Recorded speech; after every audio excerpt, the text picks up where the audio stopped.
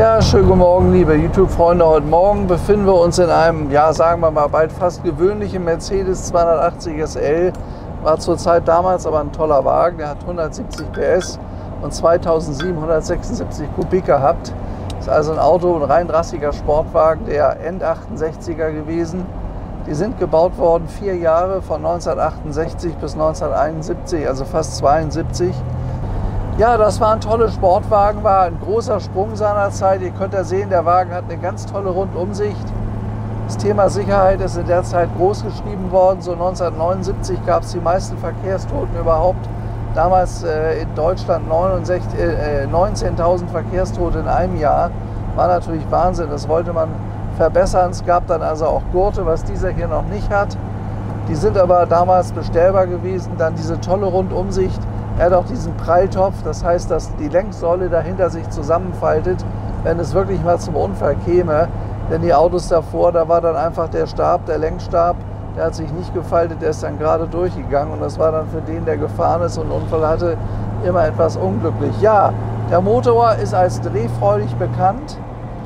Das Auto ist sehr gut von der Historie nachzuvollziehen und ist dann von der jetzigen Besitzerin aus Namibia hier zurückgebracht worden nach Deutschland.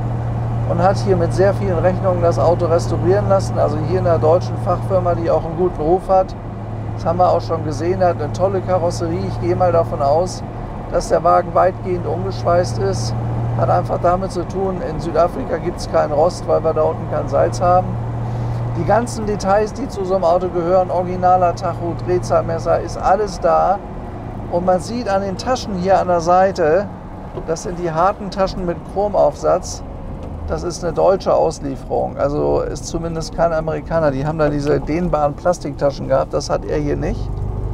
Auto sieht auch sehr schön aus, also Spaltmaß und alles hat mir sehr, sehr gut gefallen. Was wir natürlich nicht mit absoluter Gewissheit sagen können, hat er nun mal einen Unfall gehabt oder nicht in seinen 50 Jahren, in denen er lebt, das wissen wir nicht. Aber es ist eine sehr schöne Fahrpagode, hat die originalen, richtigen Teppich. Das ist diese Schlinge, die vom Mercedes damals verwendet wurde. Wenngleich sie neu ist, erneuert worden. Der Wagen hat schönes Leder, schöne Ledersitze. Die sind noch relativ neu, aber aus einem guten, schweren Leder, nicht aus diesem Handschuhleder. Ja, und wenn er jetzt gleich ein bisschen warm ist, dann gucken wir mal, was er fährt. Also der Kern ist schon mal schön, der Sound ist schon mal schön kernig. Pardon, ist noch früh am Morgen.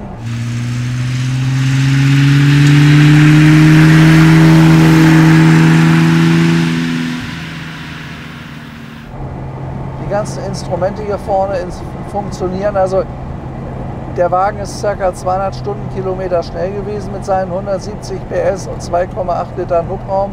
Es ist ja ein 6-Zylinder-Motor, der da vorne seine Arbeit verrichtet. Hier sind die ganzen, ist das Kombi-Instrument für Tank, Öl, Wasser und so weiter. Und da links ist der Drehzahlmesser, kann man auch sehen, dass der bis 6.500 drehen könnte. Also das mache ich jetzt mal nicht. Aber Motor klingt sehr gut, funktioniert, tut alles. Hupe geht auch, typische Mercedes-Hupe.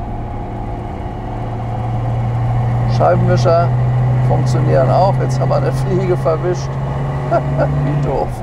Naja gut, kann man ja ändern. Wo kommt die denn her?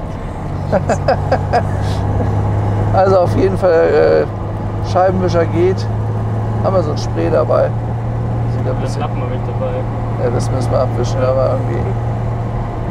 280 SL sind die gesuchten, besonders dann, wenn sie eine Schaltung haben. Unser Auto hat hier eine 4-Gang-Schaltung, das könnt ihr hier sehen. Dadurch fährt der Wagen deutlich sportlicher. Er ruckelt auch nicht so wie bei der Automatik. Die Automatikgetriebe aus der Zeit, die ruckelten immer so ein bisschen. Da musste man ganz feinfühlig die richtige einstellen, damit das dann auch alles vernünftig funktioniert hat. Hat er nicht, ist 4-Gang. Besser wäre natürlich noch eine 5-Gang-Pagode, die sind absolut gesucht, aber so gut wie gar nicht am Markt zu haben, weil er so, wie er jetzt fährt, relativ hoch dreht.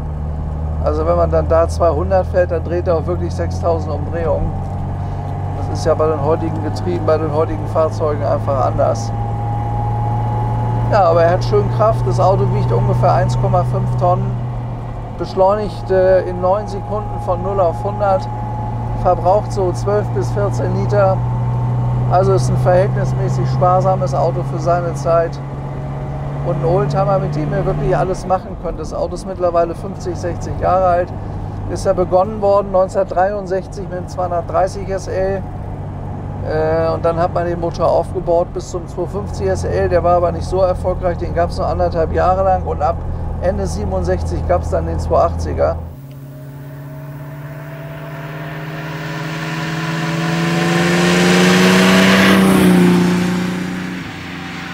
Ja, so eine Pagode hat ein ganz schickes, tolles Design, und wenn die Pagode auch wirklich gut restauriert ist und eine gute Grundsubstanz hat, und das unterstelle ich bei unserem Auto, dann steht der wirklich wunderschön da. Schaut mal, der steht richtig in den Federn.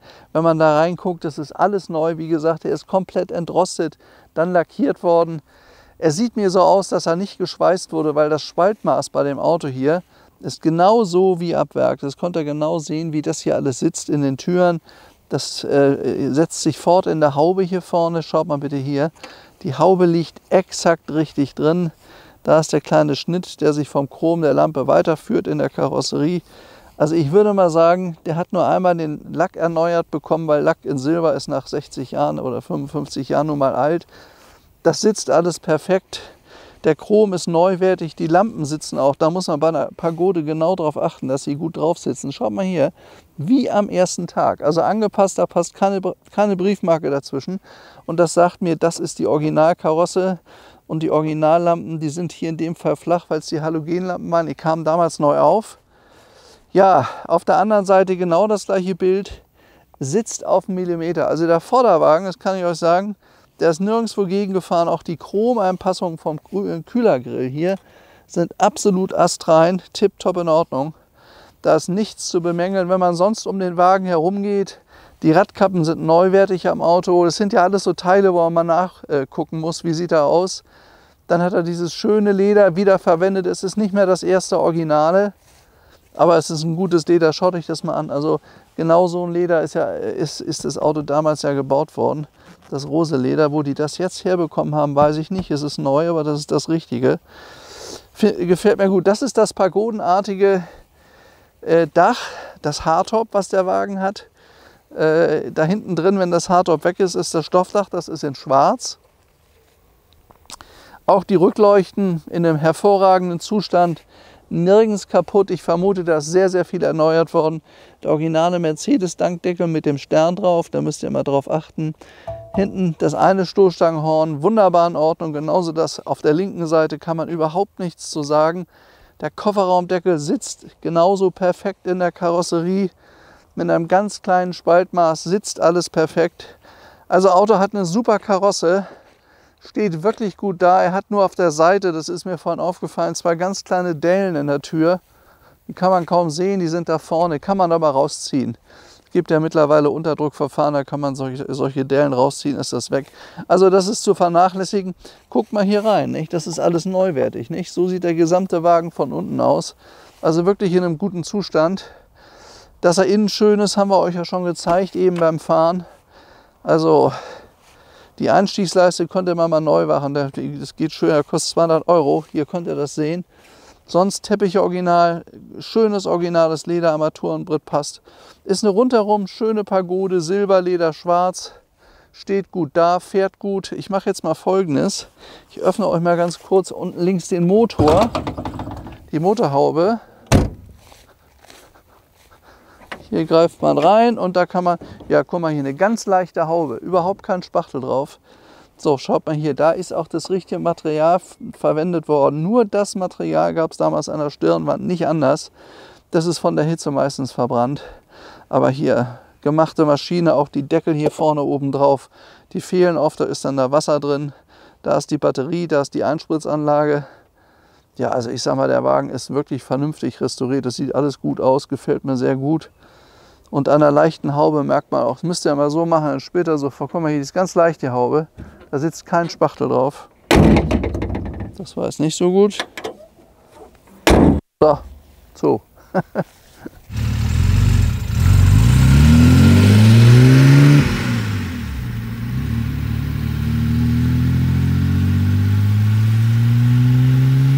Ja, uns hat ja eine Dame aus Namibia, die da ein Hotel gelebt hat, das Auto gebracht.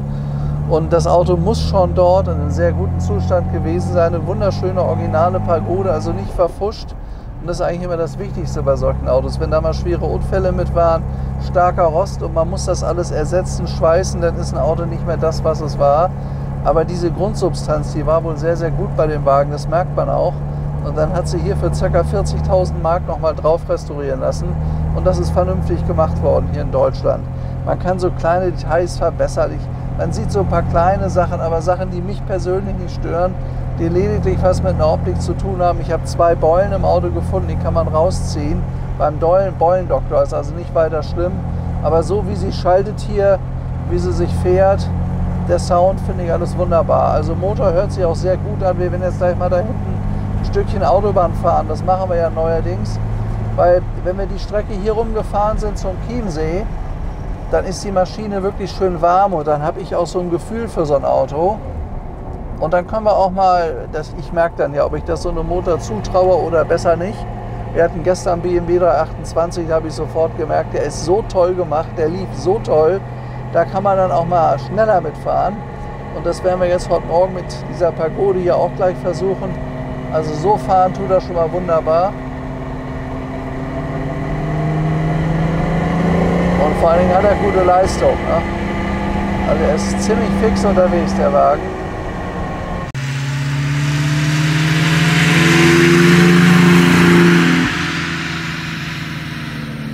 Ach ja, ich höre jetzt eben gerade, Paul erzählt mir, dass die Eigentümer uns das Auto auch auf Achse gebracht haben.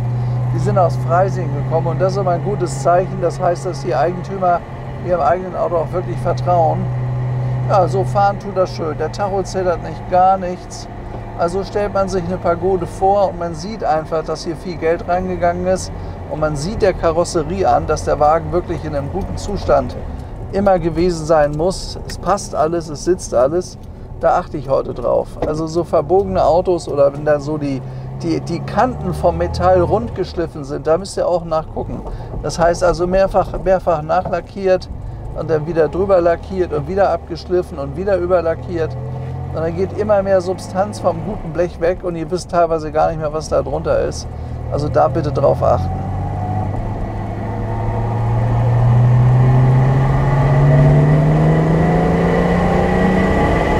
Kann man auch sportlich bewegen, so eine Pagode.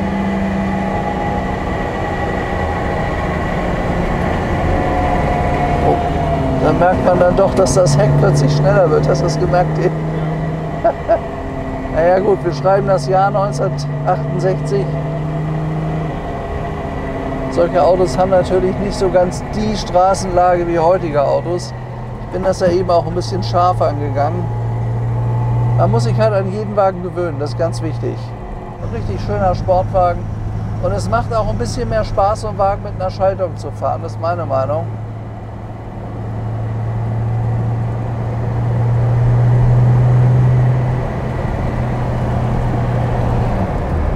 Kuppelt sich gut, bremst sich gut. Also für jemanden, der einen Oldtimer für jeden Tag haben möchte, so eine Pagode könnte er jeden Tag fahren, ist das ohne weiteres machbar. Es soll ja mittlerweile restaurierte Pagoden geben bis zu 300.000 €. Das kostet unser Auto bei weitem nicht. Unser Auto liegt deutlich unter 200, deutlich. Und dafür, dass er silberschwarz ist, eine schöne Historie hat, die ist komplett belegbar, hier in Deutschland gut restauriert wurde. Also auch dieser Restaurierungsbetrieb ist uns bekannt. Da hat man immer dann auch einen Ansprechpartner. Das finde ich ganz gut. Also man kauft hier was, wo man weiß, was man kauft. Man kann natürlich trotzdem, das Auto bleibt ja 55 Jahre alt, immer mal was sein, klar. Ein paar Tausender muss man immer in der Tasche haben, dafür ist ein Oldtimer. Nur Wert verlieren tut man dann deshalb mit so einem Auto nicht. Das ist eigentlich interessant.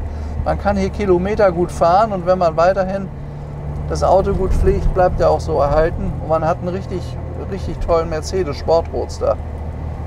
Also durchaus interessant.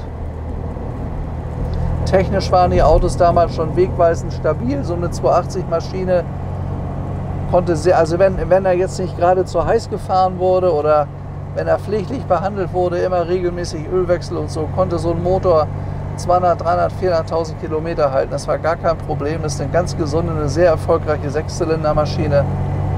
Gab es auch in der Limousine im 280 SE, der ist ja in allen Baureihen dann verwendet worden.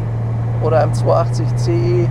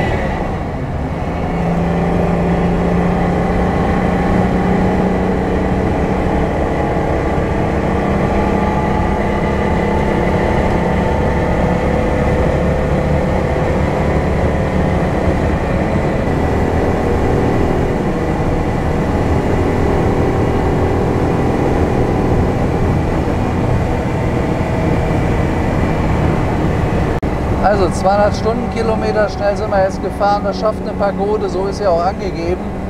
Liegt gut auf der Straße, ist natürlich verhältnismäßig laut, der Motor dreht dann bei 5.500 Umdrehungen, aber er schafft das und er hält sehr, sehr gut mit im Straßenverkehr heutzutage. Immer noch ein modernes Auto, aber halt eben was Besonderes und was Schickes. Ich finde ihn ja vom Design sehr, sehr schön, 280 SL. Und was wirklich toll ist, die Rundumsicht beim Fahren, man kann vorne links und rechts die Kotflügel sehr gut erkennen. Hier vorne edelste Hölzer sind hier mitverarbeitet. Ist noch ein Sportwagen aus einer Zeit, wo man noch massive Materialien verarbeitet hat, nicht irgendwas drauf fotografiert ist. Das war noch echter Chrom, das war noch echtes Holz. Das gibt einem beim Fahren ein sehr, sehr gediegenes Gefühl. Man kann das Auto auch wirklich sportlich bewegen. Also die Pagode ist richtig was zum Fahren hier. 200 läuft er. Der Motor ist fast ein bisschen zornig, kann man sagen, aber es steht im Charakter dieses Autos.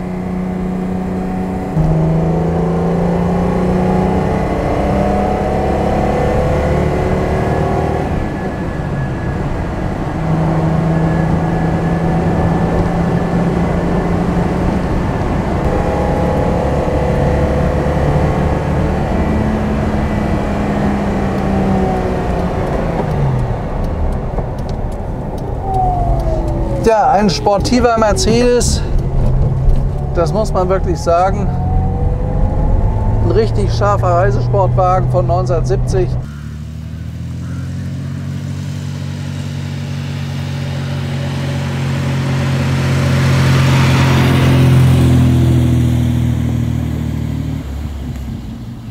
Der Wagen ist ja aus Südafrika, das habe ich euch gesagt, mit einer schönen Historie, immer schön im Trockenen gefahren worden, bei 25 bis 30 Grad.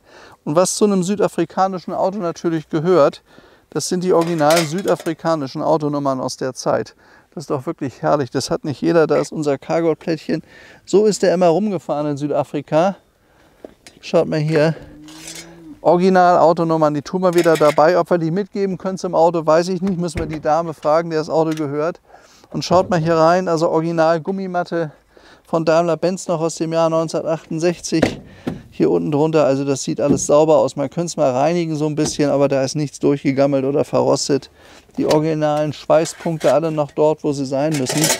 Ja, und das sind die Nummern. Also was ich sagen kann, Fazit. Eben nach der Fahrt, Auto läuft wirklich richtig gut, der gibt auch schön Gas. Was ich bemerkenswert finde, wenn man 110, 120 drauf tritt, da kommt richtig was. Der zieht im 4. Gang richtig hoch. Deswegen hat man sich bei Mercedes damals wahrscheinlich überlegt, wir machen einen Sportwagen, der muss sportlich sein.